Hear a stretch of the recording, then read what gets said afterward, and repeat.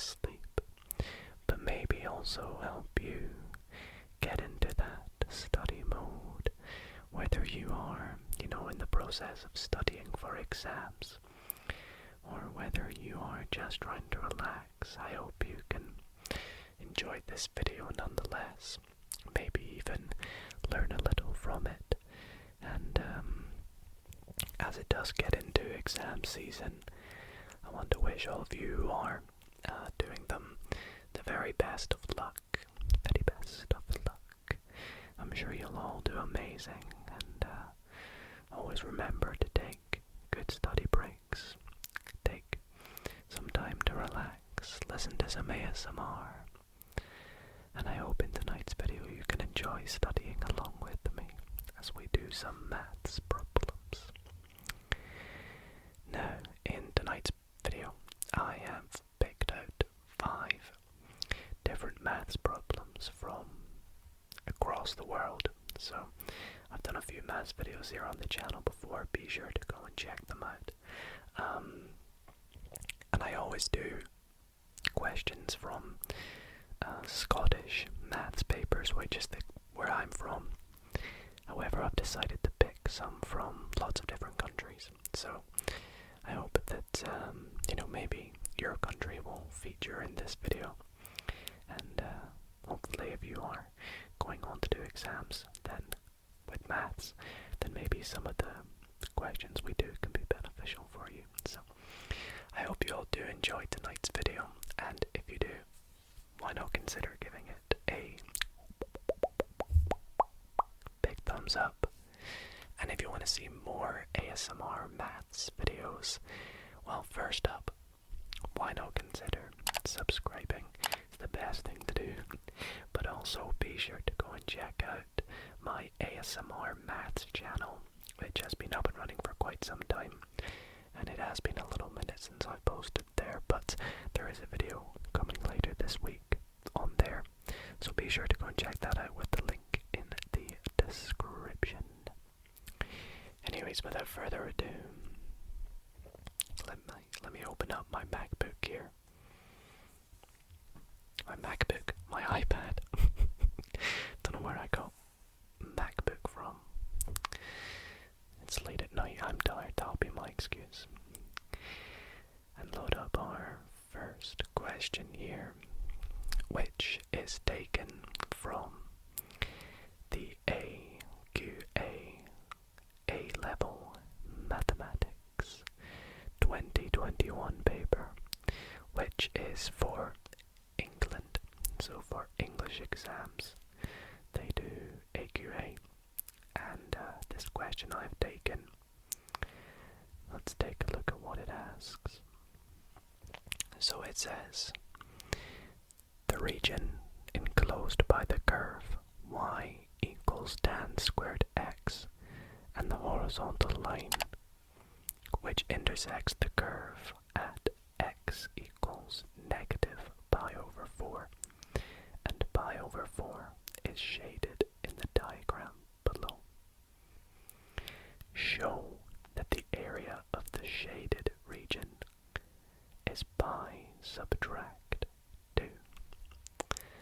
Okay, so we want to work out this shaded region, and when we want to work out areas to do with curves, we usually use calculus.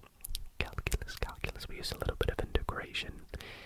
However, in this case, if we were to integrate the region in this curve between these points here, pi over 4 and negative pi over 4, we would actually get the area under the curve, which, if I was to kind of highlight it for you all, is actually sort of this region here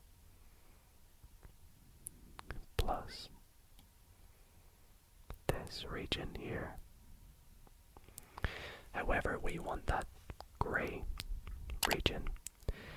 So, how could we do this? Well, I can actually see this forms some sort of square. So if we work out the area of that square and the area on radius from the area of the square. And that would be this shaded region. So let's give that a go, and I think we will start by working out the area under the curve. So the area under the curve is, as I said, given by integration. So we are going to do some integration, and in particular we integrate the curve. Whoops. And the curve is given by tan squared x.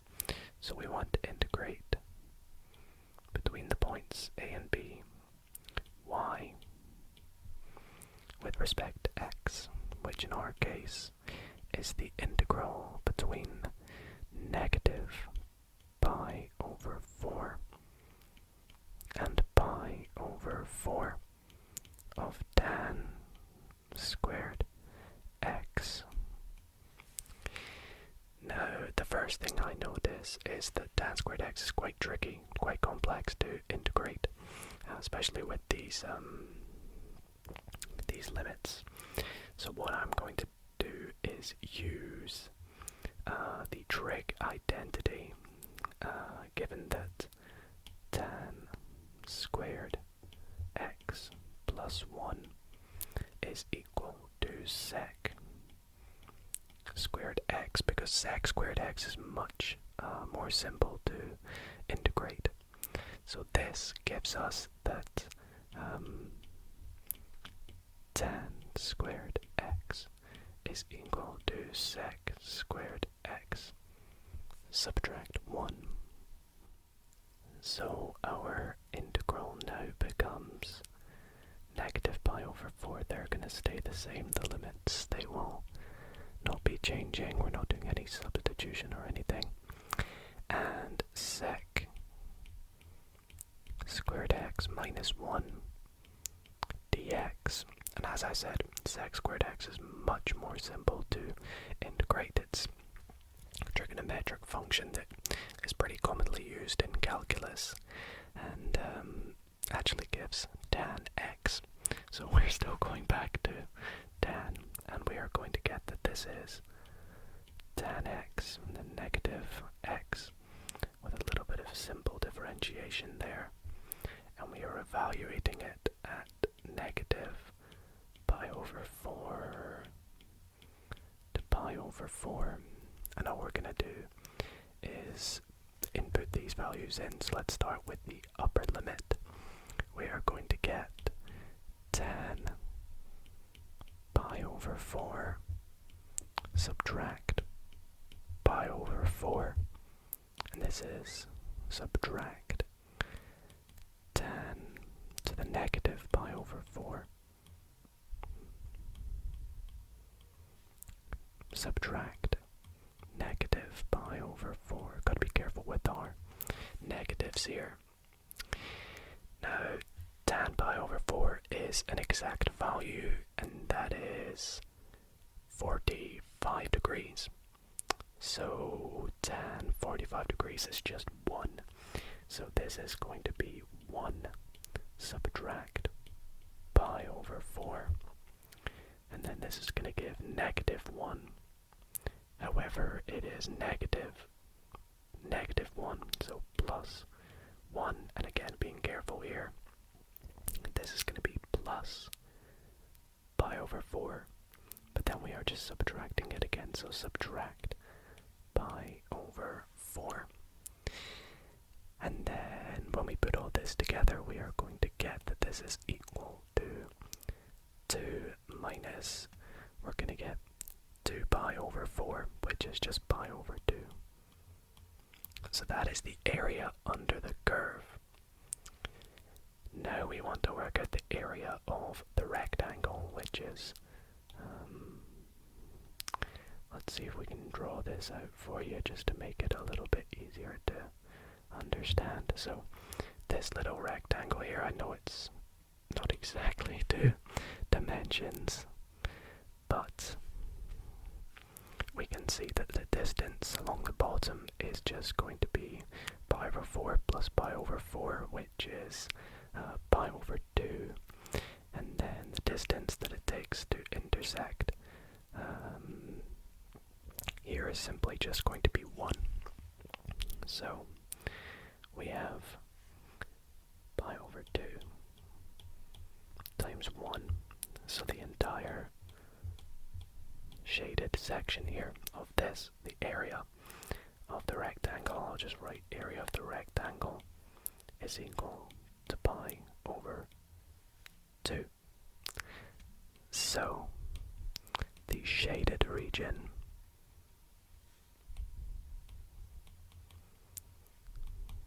is going to be pi over 2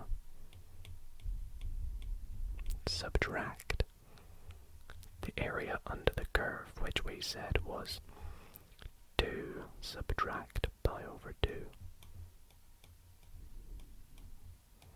There we go. And now it's just a matter of solving this through, which is pi over 2 subtract 2 plus pi over 2. And this is 2 pi over 2. I'll just keep it like this for the now. Subtract 2 simplifies, dividing, or the 2's will cancel out. So that'll just give pi subtract 2, which I believe is what it asked for. Yep, pi subtract 2. So that is that question solved from the English AQA maths exam. Quite a good one. This next question is quite an interesting one because it is an IEB grade 12 advanced maths question from the 2014 paper, which is South Africa, believe it or not. And this question here is of the equivalent of American SATs in grade 11, I believe. So for those wondering, unfortunately I'm not going to be doing a question from the American SATs because I looked everywhere online and it doesn't seem like you can actually access American SATs. But this is of the same difficulty and equivalent, so let's see what this question has for us. So we are asked to decompose this algebraic fraction x subtract 10 divided by 2x squared plus 5x subtract 3 into its partial fractions. So kind of doing the opposite of when you get two algebraic fractions and adding them together. This time we are decomposing them. So what does that mean? Well, first and foremost, this denominator, 2x squared plus 5x minus 3, I'm going to write that a bit nicer by doing a bit of factorizing. So we'll say that, I'm working with fractions now, so I'll be testing my straight line skills. We'll have 2x squared plus 5x minus 3 x minus 10 is going to be equivalent to, we're going to have two brackets. I'm going to actually just extend this line a little bit. That is an awful bracket. There we go. So splitting this up into two brackets and factorizing it, well, we're clearly going to have 2x and x. This is going to give us the 2x squared element. Now we want to try and make 5x with factors of negative 3 or 3. And that's going to be 3 and 1, because when multiplying by the 2x is going to give us 6x and 1. So we're going to have 3 here and 1 here. Now which one's going to be negative? Well, this one's going to be positive, this one's going to be negative, because we want to subtract 1, 1x. you guys can try expand that out for yourself if you like in your own time and see that it gives what we have over here. So on top we still have x negative, or subtract 10 I should say. And now, well, we know that we're going to have two fractions where the denominators are 2x minus 1 and then x plus 3. So this is going to be given by two fractions that we're going to add together. One's going to be 2x minus 1, the other is x plus 3. And right now we don't know what the numerators are, so I'll just write a and b. However, when we take these fractions, if we were to add them together now and combine them into one big fraction like we did here, we could simply say that to do so, we would multiply this fraction by x plus 3 over x plus 3. That is just multiplying it by 1 in a way, so that's a useful thing that we can do with algebra. So what we can say is this is equal to, I'm going to do one big fraction here, so let's do a very big line here. And we're going to say a multiplied by x plus 3. And we're adding, this time it's b multiplied by this, so b multiplied by 2x minus 1. And then on the bottom of the fraction, if this was one big fraction, it's just, well, what we have up here, 2x minus 1, x plus 3. Now, expanding this, we get ax plus 3a plus, oh, whoops, no, that's actually a mistake, plus 2bx. I guess I could have written b2x, but that wouldn't have been, it wouldn't have looked as nice, minus b, and then that is all over this here, 2x minus 1, x plus 3. Now, we know that this here, we want to get to this. So, since this bottom of the fraction is equal to that, the top of this fraction must be equal to x minus 10.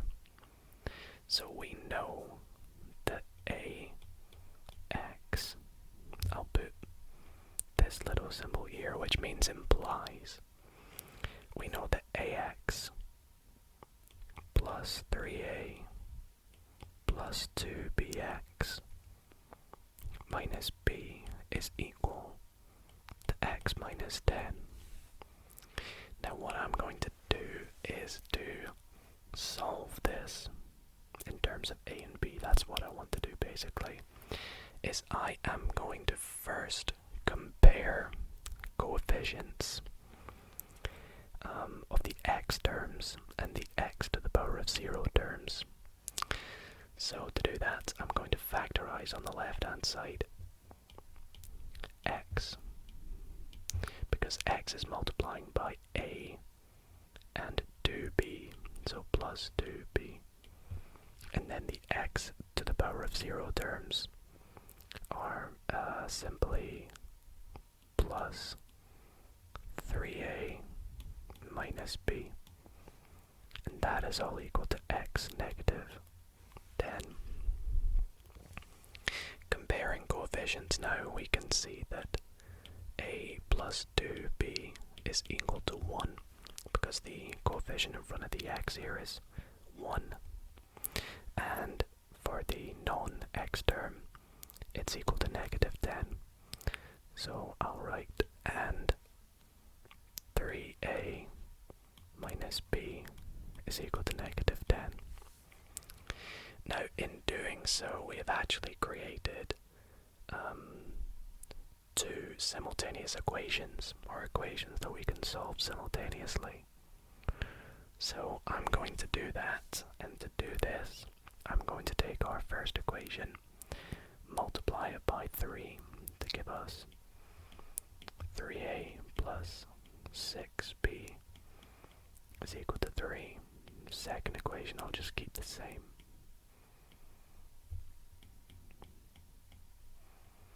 And now I'm going to take the equations away from each other. And this will give us 7b is equal to 3 minus 10. So that is going to be, why is my head like 13? So therefore b is equal to 13 over 7. The reason my brain sort of stopped there is because I thought it was going to be a nice number, but looks like b is going to be a ugly number. And then back up to this equation here, we know that a is equal to 1 minus 2b.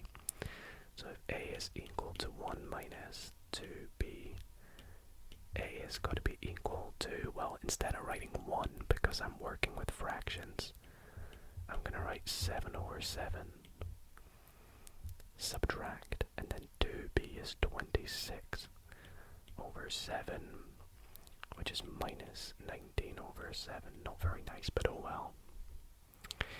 So our fraction, which was this thing here, x minus 10 divided by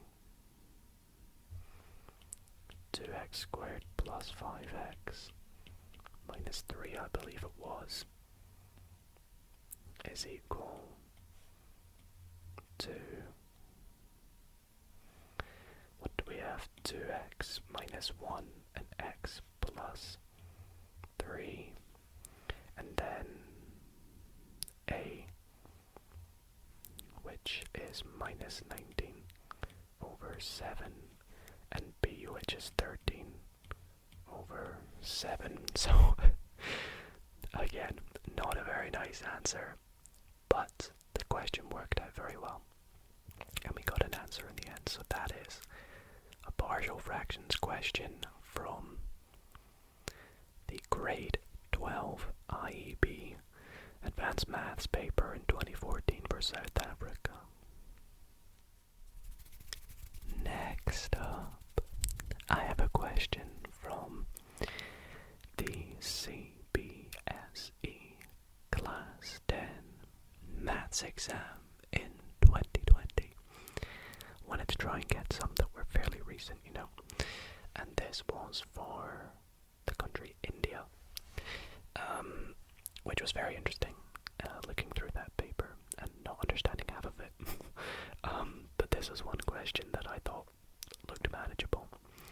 And the question asks, or it tells us that the value p, for which the points a 3, 1, b 5, b, and c 7, 5, negative 5, are collinear, is. And what was interesting about this exam is it actually gave multiple choice parts. So for this question, we know that if we get an answer, if it's one of these 4 answers, then there's a good chance we may have got it correct.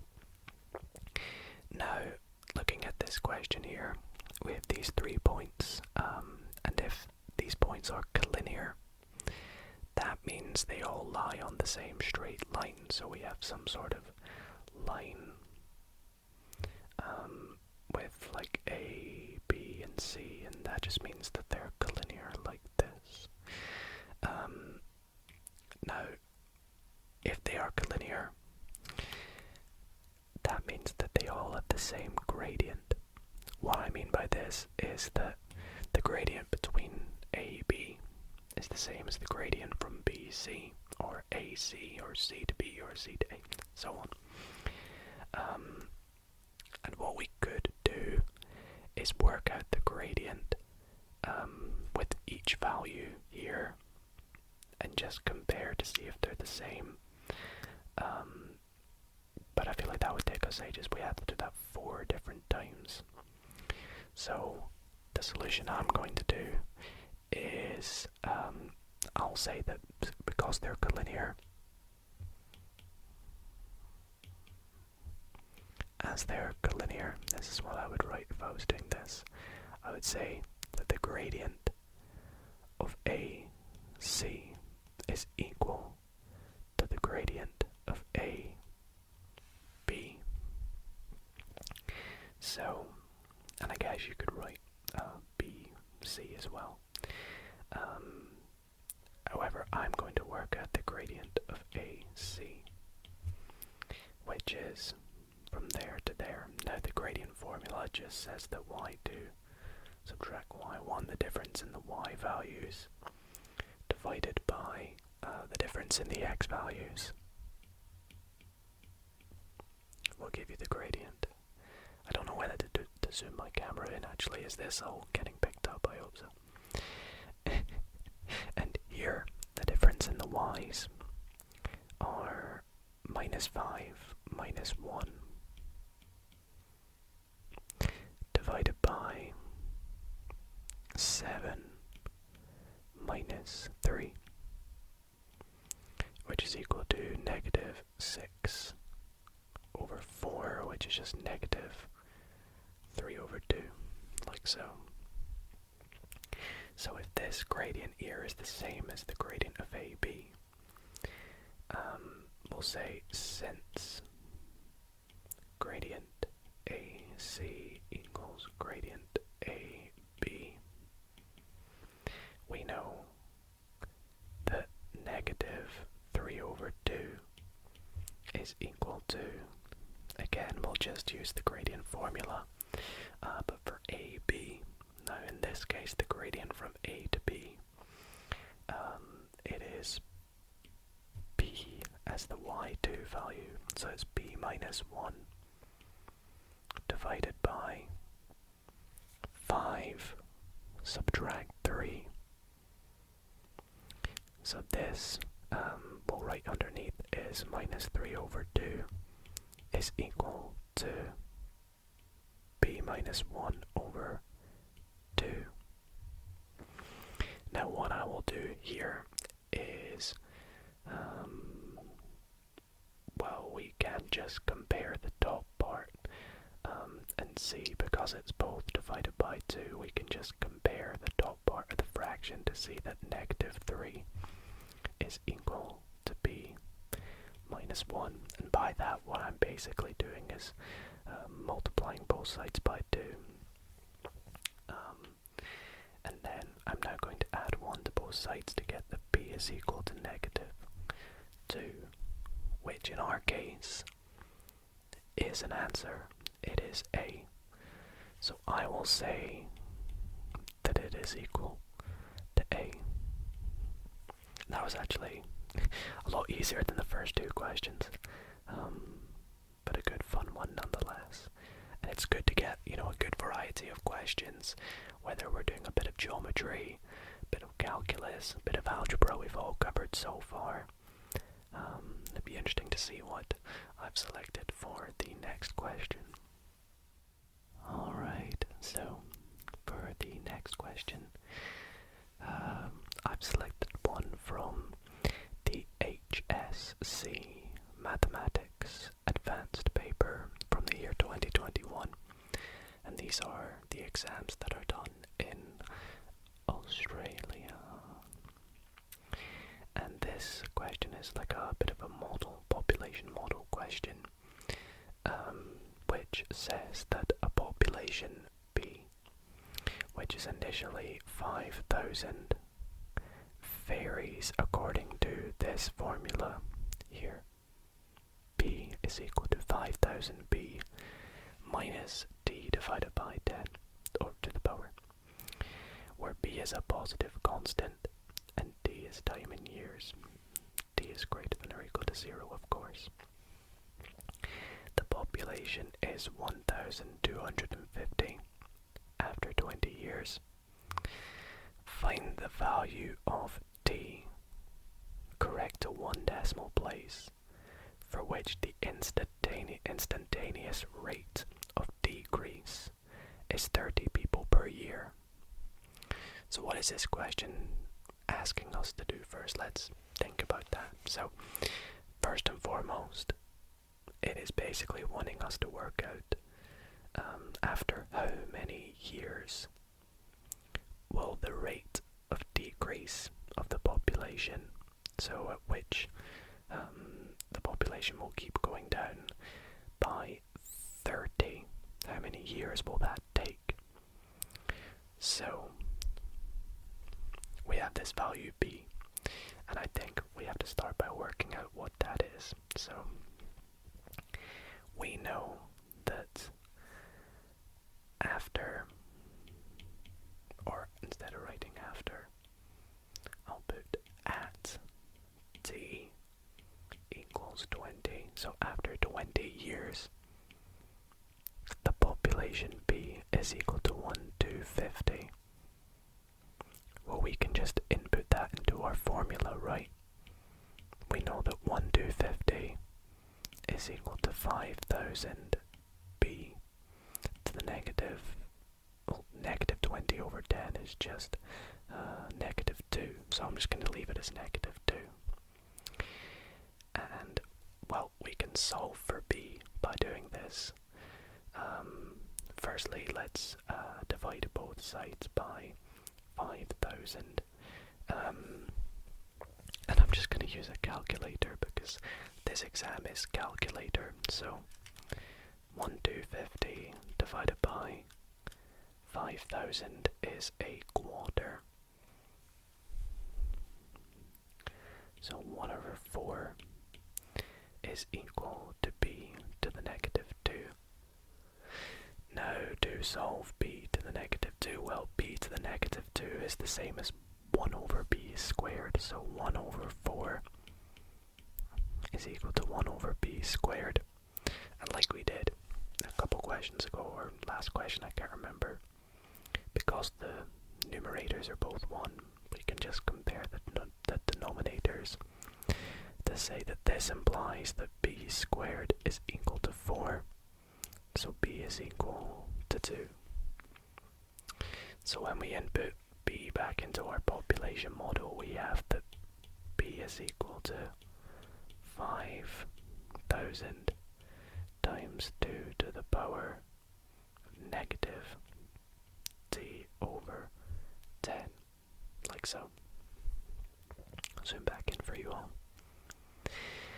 Alrighty, so as we said, what do we want to work out now? Well, we want to simply find out what t is when the rate of change of the population. In maths, rate of change basically means the derivative of the population is equal to what's decreasing by 30. So rather than being 30, it's negative 30 as it's a decrease. So let's have a look here. Well, let's begin by differentiating b.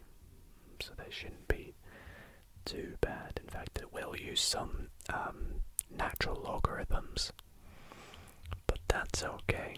We do that a lot in calculus. So what we got to do here is first bring the power down to the derivative. So that's going to be negative 1 over 10. And this is getting multiplied by 5,000, which is getting multiplied by the natural logarithm of 2 that we have to take. And then that'll be multiplied by 2 to the power of negative t divided by 10. Just go through that again. Yep. I guess you could do some chain rule and that would get really long and complicated. And I guess you could simplify this, but I'm going to leave it like this for the now. fact, I'll do a little bit of simplification in the next step, because we know that the dB by dt, we want it to be negative 30. And now I'll just simplify this by multiplying 5,000 by minus 1 over 10, which is going to be minus 500 ln 2,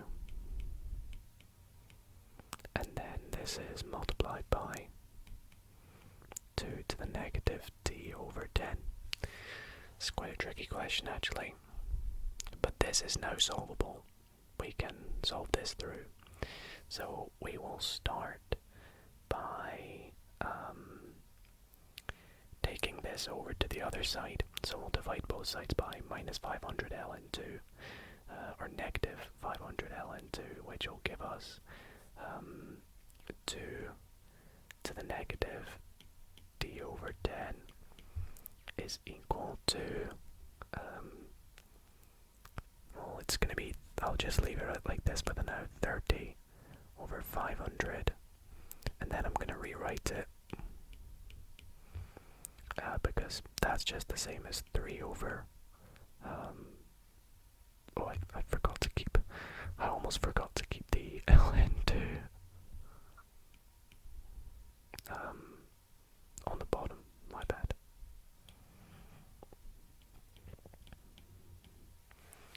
Which is going to be 3 over 50 ln2.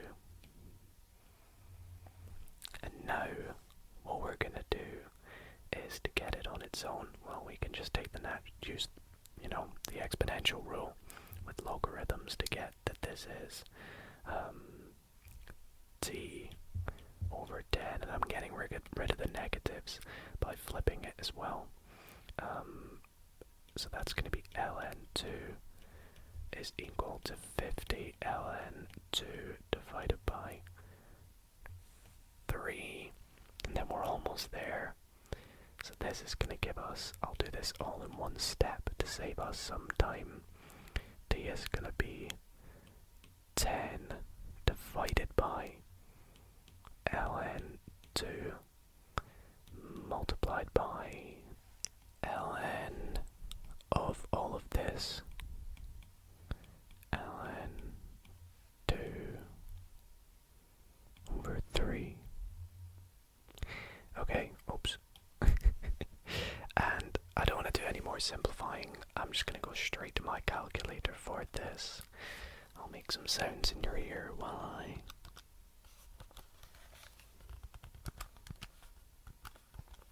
solve it.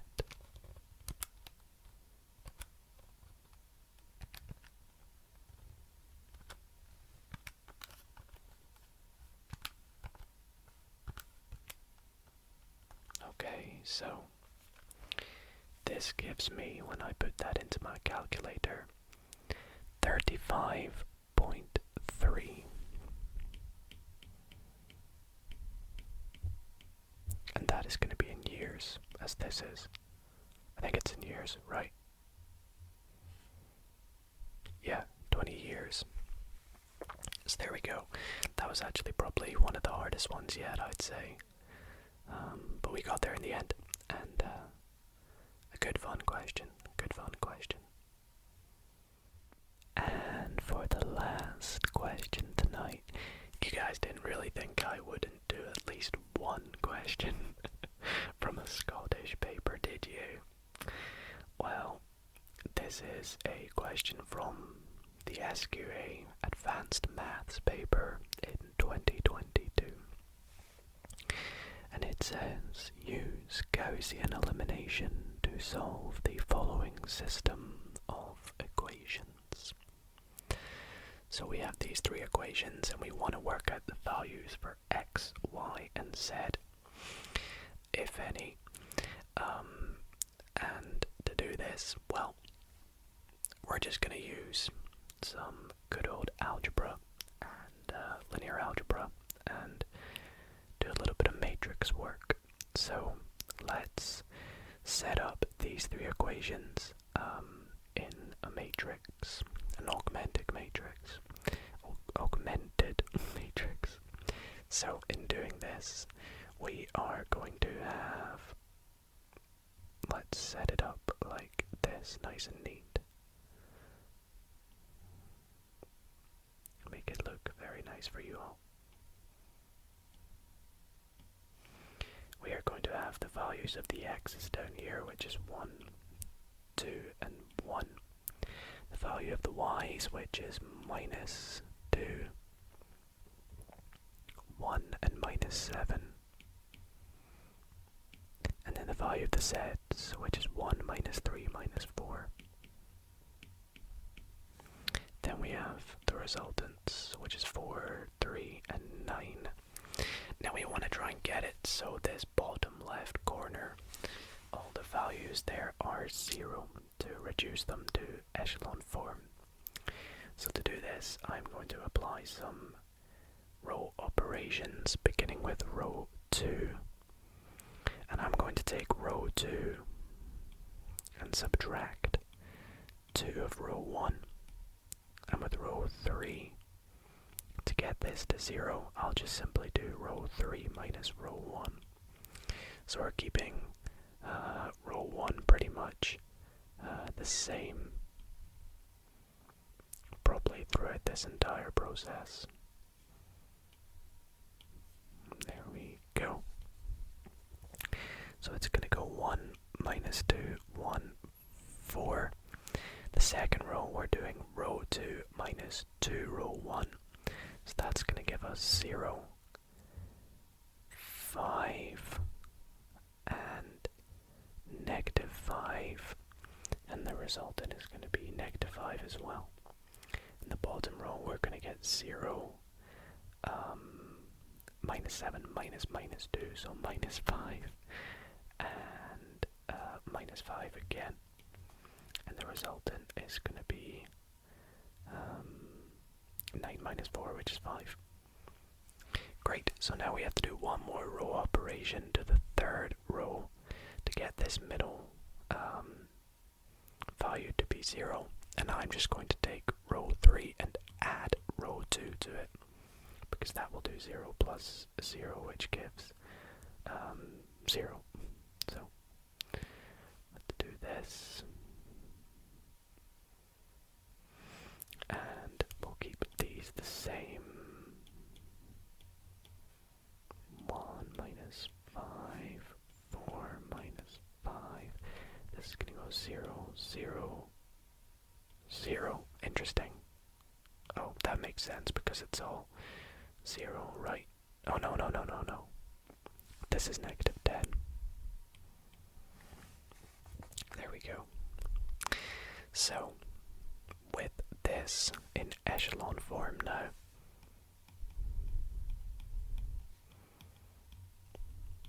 we can say that negative 10 z is equal to 0, or just simply z is equal to 0, which implies that in the second line 5y, well, minus 5 times 0, I'll just leave that, is equal to minus 5, which implies y is equal to minus 1. And therefore, in the top line, we have the x minus 2y is minus 2 times minus 1, which is just plus 2, plus 1 times 0 is equal to 4. So we get x is equal to 2. And that is going to be our solution when solving this using Gaussian elimination. And that there is going to wrap up this ASMR maths video. I really hope that you all did enjoy watching me solve these problems through from questions in different exams across the world. Again, if you guys are doing exams right now, whatever country you're in, wishing you all the very best of luck. You know, please let me know in the comments what kind of exams, what kind of subjects you're doing, and as well, let me know what country you're from, what kind of exams you do there, and yeah, I hope that you guys did find is nice and relaxing and quite fun at the same time. And if you did, then why not consider giving this video a... This is a terrible drawing.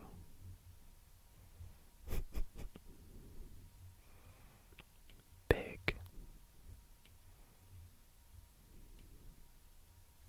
That's a big thumbs up, apparently. A big thumbs up. And I really hope that you all did enjoy this video. So, thank you all very much for watching. I hope you all sleep well.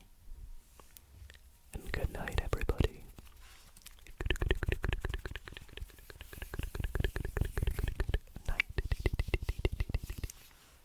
Good night, everybody. A quick thanks to the members of the Dido ASMR community. Thank you all so much